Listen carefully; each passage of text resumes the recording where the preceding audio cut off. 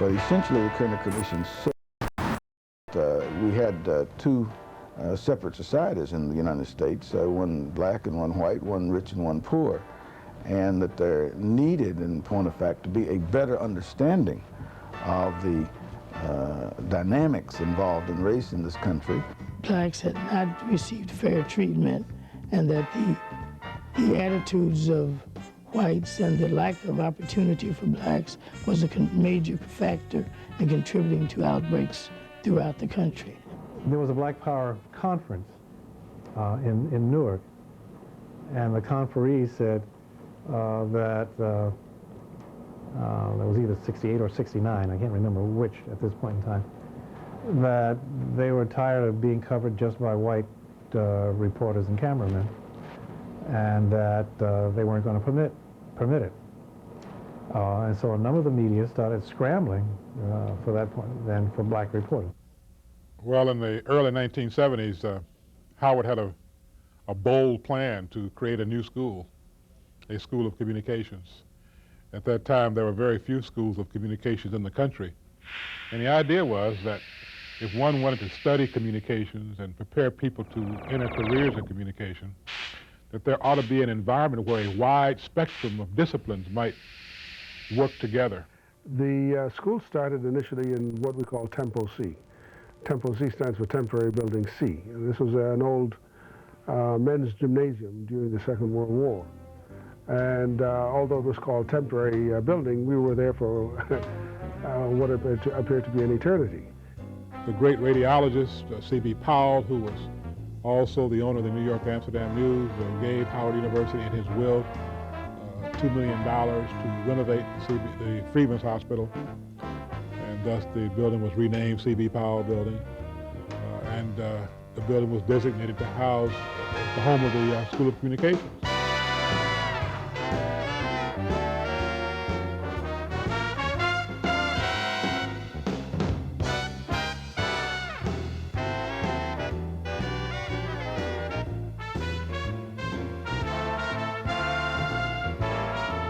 I think we started in the School of Communication. I think we had five areas. We had print journalism, and we had radio, television, and film, and we had speech, and we had something called institutional, I believe the name of it was institutional development or something on that order.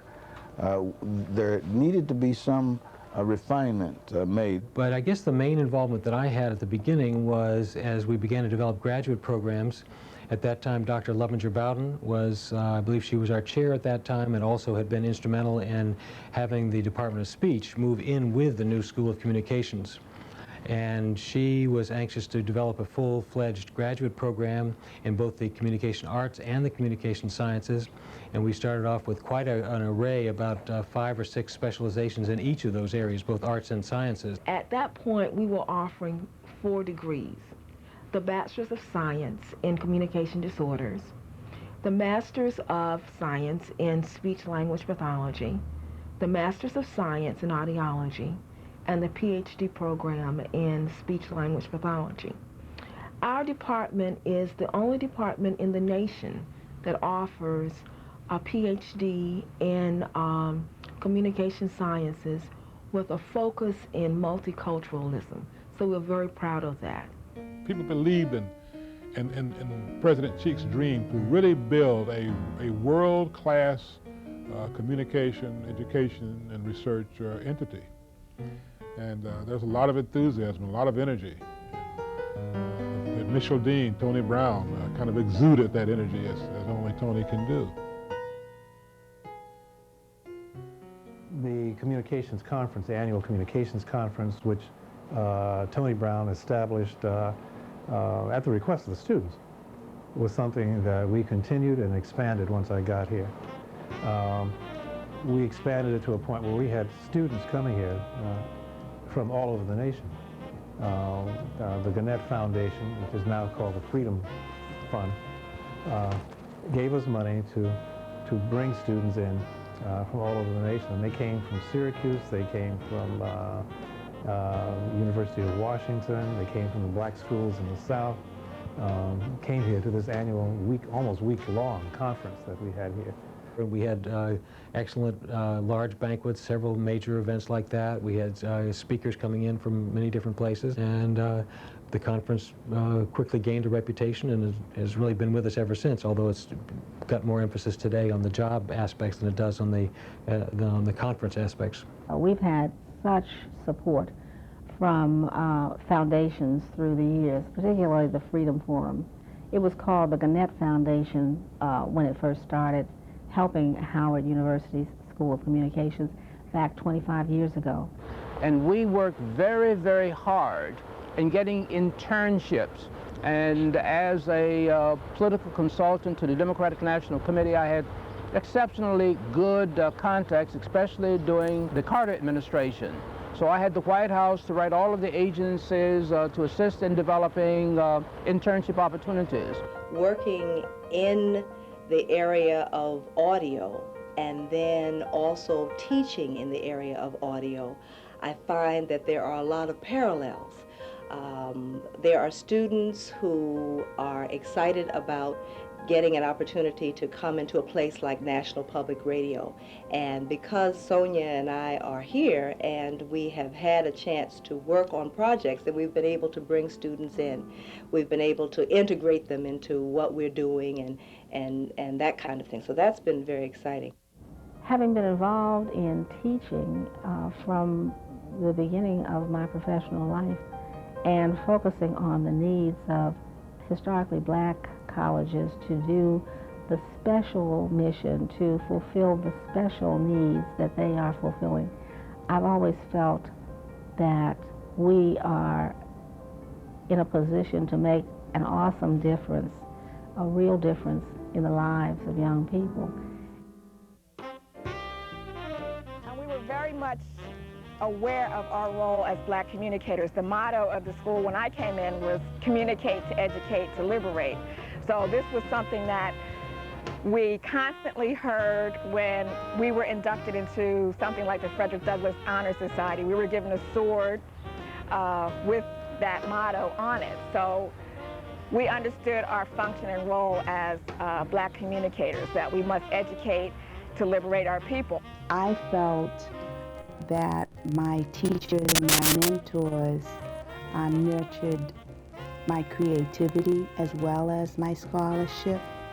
My ideas that were not quite molded were expanded, and I received clarity from my classmates as well as from the faculty.